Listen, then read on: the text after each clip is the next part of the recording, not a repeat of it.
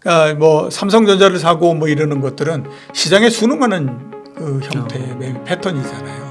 그러니까 코스피 올라가는데 거기에서 그래도 좋은 종목들 사서 코스피 올라가는 것보다는 조금 더 올라가는 형태, 이것만 좀 이제 기대한다, 이런 걸로 가는 건데, 그거보다는 보다 더 주가가 올라갈 때는 공격적으로서 그 포트폴리오를 짤 필요가 있으니까 그런 성장주들을 넣는 것이 제가 봤을 때는 좋은 전략이다, 그리고 좋은 포트폴리오다, 이렇게 볼 수가 있겠죠.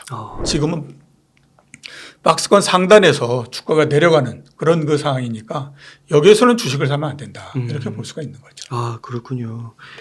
네.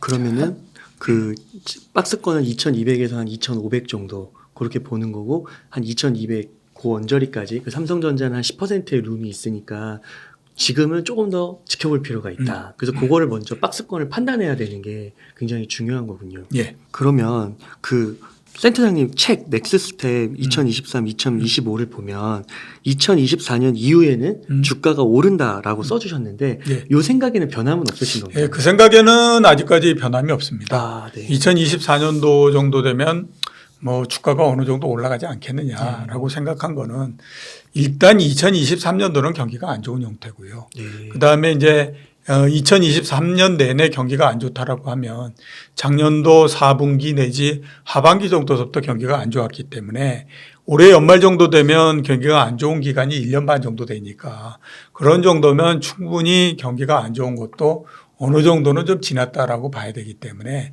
특별하게 우리가 위기 상황이 발생한다든가 뭐 이렇지 않다라고 하면 시간이 지나면 경제 상황도 조금씩 개선이 되지 않겠느냐라는 생각을 갖고 있거든요. 그러니까 내년도서부터는 경기도 어느 정도는 좀 이제 그 회복이 되는 그런 그 형태가 될 거다라고 볼 수가 있고, 그 다음에 또 보면 그 주가가 3,000포인트 제일 처음 올라갔을 때는 굉장히 높아 보이는데, 네. 그 다음에 두 번째 3,000포인트 가고 할 때는 상대적으로 좀 이제 갔던 그 궤적이 있으니까 네. 조금은 좀 덜해지는 형태가 되잖아요. 그런 측면까지 모두 다 고려해서 2024년도 정도는 그래도 뭐 좀 괜찮아지지 않겠느냐라고 생각을 한 거거든요. 네. 그 생각은 현재로서는 변함이 없고, 그 다음에 또 2024년 정도 되면 그래도 경기도 어느 정도는 좀 회복이 네. 되는 게 아니겠느냐. 그리고 그 경기가 회복이 되고 나면 그 기업 실적이나 이런 것들도 조금은 개선이 될 거다라고 생각하는 부분들이 내년도에는 좀 적용이 되지 않을까라는 생각이 들거든요. 그래서 본격적으로 아무튼 주가가 올라가고 하는 것들은 2024년 정도서부터 한번 보고 2023년도는 우선은 아무튼 제가 그동안에도 계속 얘기했던 것처럼 주가는 일단 박스권 내에 있다라고 하는 걸로 생각하고 우리가 접근해서 주식시장에 그 전략을 피는 것이 오히려 더 낫지 않냐라는 생각이 들어요. 네. 올해 같은 경우에는요, 주식을 어떻게 보느냐, 제일 처음에 그 전체적으로 코스피가 어떻게 될 걸로 보느냐 하는 것들을 잘 정한 사람과 잘 정하지 못한 사람 사이에 수익률 격차가 어마어마하게 벌어지는 형태가 됩니다. 그러니까 앞에 말씀드렸던 것처럼 박스권 내에 있다라고 생각하시는 분은요, 1월 초 작년 말서부터 현재까지 올라오고 한 부분으로 올해 1분기에 대략 보면 그 주식 투자를 해서 10% 넘게 수익을 지금 확보를 한 상태가 이미 되죠. 다 벌었네요. 그런데 거꾸로 잘못해가지고 2,500서부터 시작을 했다. 이거는 거꾸로 내려가서 지금 하기 때문에 한 2,200포인트 정도 되면 그때는 한쪽은 플러스 10, 한쪽은 마이너스 10 이렇게 되기 때문에 둘 사이의 격차가 20%포인트 이상 벌어져 버리는 형태가 되거든요.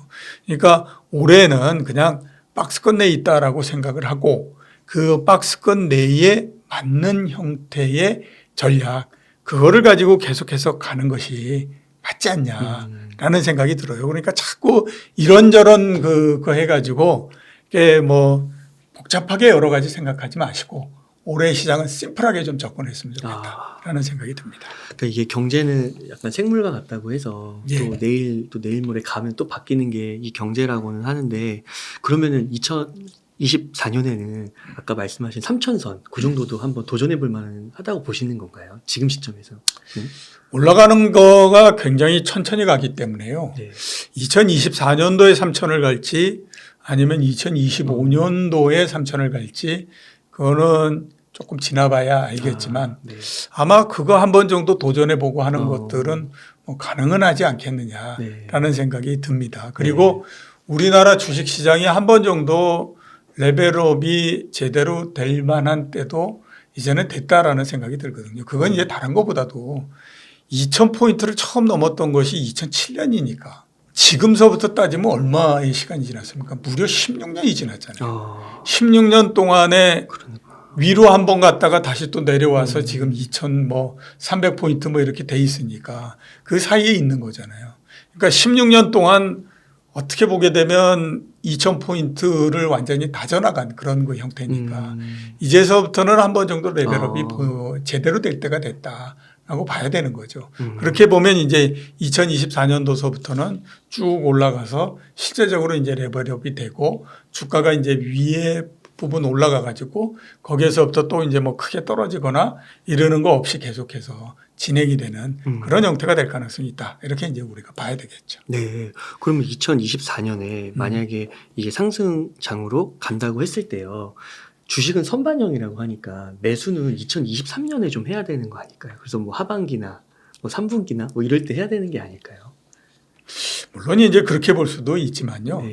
주식을 사는 거가 그러니까 그렇게 뭐 시간이 많이 걸리거나 그러는 일은 아니기 때문에 네.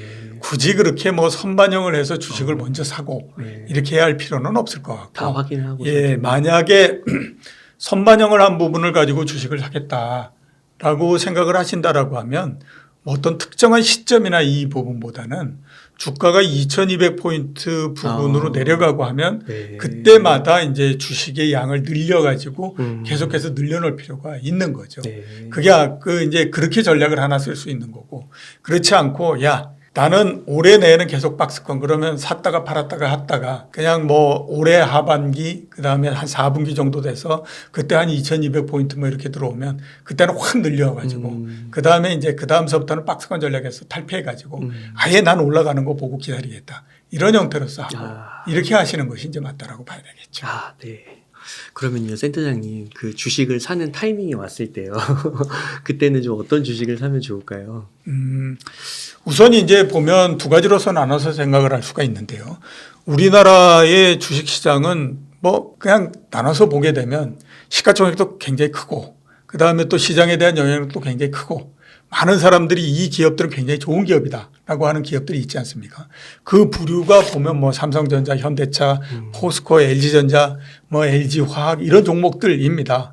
그런 종목들을 한쪽에다가 놓고 나는 아이고 뭐 종목을 선택하고 뭐하고 이러는 거 잘 하지도 못할 뿐만 아니라 그 쉬운 일도 아니니까 난 그쪽으로 가겠다라고 생각하시는 분들은 이제 그쪽에다 계속 실어서 가고 뭐 이렇게 해야 할 필요가 있는 거고요.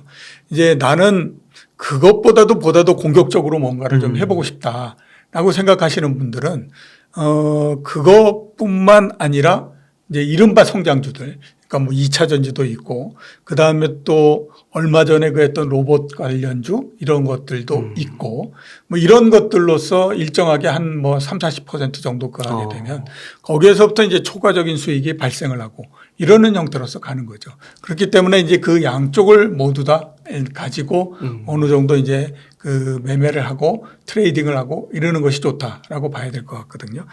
공격적인 형태 이 부분들은 조금 제가 봤을 때 주가가 계속해서 올라가고 뭐 그 2024년도 좋다라고 생각하면 그쪽의 비중을 좀 더 높일 필요는 있다라고 봐야 되겠죠. 예. 그건 이제 다른 것보다도 주식 시장이 좋을 때 성장에 대한 가치 이 부분들은 굉장히 높아지는 형태가 됩니다. 그렇기 때문에 누가 압니까? 뭐 그래서 그 LG 에너지 솔루션 이런 것들이 거의 뭐 100만 원 올라가고 막 이런 그 모양이 나올지 이런 형태가 되는 거거든요. 그렇기 때문에 그쪽의 비중도 상당 부분 높일 필요가 있다라고 봐야 되죠. 그렇게 하게 되면 이제 상당히 많은 수익이 나고 이러는 게 되는 거니까. 그러니까 뭐 삼성전자를 사고 뭐 이러는 것들은 시장에 순응하는 그 형태의 패턴이잖아요. 그러니까 코스피 올라가는데 거기에서 그래도 좋은 종목들 사서 코스피 올라가는 것보다는 조금 더 올라가는 형태 이것만 좀 이제 기대한다. 이런 걸로 가는 건데 그거보다는 보다도 주가가 올라갈 때는 공격적으로서 그 포트폴리오를 짤 필요가 있으니까 그런 성장주들을 넣는 것이 제가 봤을 때는 좋은 전략이다. 그리고 어. 좋은 포트폴리오다. 이렇게 볼 수가 있겠죠. 그러니까 2차 전지하고 로봇 같은 성장주에 예. 한 40% 정도 담으면 예. 그 좀 많은 거 아닌가요? 괜찮은가요? 그 정도 사람마다 다르긴 하겠지만 사람마다 다르긴 하겠지만요. 네. 성장주의 비중이라고 하는 것이 네. 이게 주가가 올라가기 시작하면 굉장히 이게 적어 보이는 그런 그 속성을 많이 갖고 있습니다. 그래서 제가 봤을 때 40%는 그렇게 높은 비중은 아닌 것 같다라는 생각이 많이 들거든요. 그러니까 이제 만약에 우리가 2차 전지 한다라고 하면 거기에 LG 에너지 솔루션 이런 거 들어갈 거고 에코프로비엠 이런 거 들어갈 거고 막 이렇게 되지 않습니까? 그런 것들도 어떻게 보느냐에 따라서 이게 굉장히 우량한 주식이다 이렇게 이제 분류되는데 그거를 성장주에다 다 넣고 생각한다라고 하게 되면 그 비중이 그렇게 높은 거는 아니다라고 봐야 되겠죠. 그러니까 뭐 로봇 관련주 해가지고 중소형주 이런 걸로만 40% 이거는 문제가 있지만 그런 종목들까지를 다 포함하게 되면 40%는 그렇게 높은 비중은 아니다. 이렇게 이제 볼 수가 있겠죠. 그 성장주 중에서 만약에 2차 전지랑 로봇 이렇게 두 개만 놓고 생각해 봤을 때는 그래도 2차 전지는 성장주긴 하지만 그래도 로봇보다는 뭔가 안심이 되는 듯한 네, 느낌. 그렇죠. 예, 예.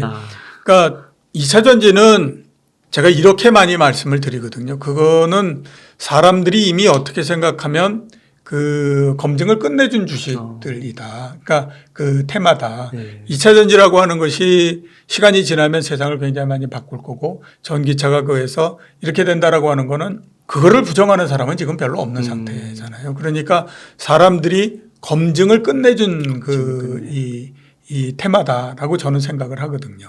그에 비해서 로봇은 이제 지금 초보의 단계 이렇게 들어가 있는 거죠. 그러니까 좋을 때는 확 좋아지지만 주가가 쭉 이렇게 많이 올라가고 하지만 그게 이제 시장의 패턴이 한번 지나고 패션이 지나고 나면 다시 또 주가가 굉장히 많이 하락하고 이러는 형태가 되기 때문에 안정성 측면에서 봤을 때는 2차 전지에 비해서 훨씬 떨어진다라고 봐야 되겠죠. 그러면 나머지 한 50%, 60%는 그 반도체나 뭐 그 전기차, 현대차, 삼성전자고 네이버카코 이런 거를 자신의 기호에 맞게 대형주를 좀 섞어주면 괜찮을까요? 네, 그렇죠. 그런 것들이 이제 괜찮다라고 봐야 되겠죠.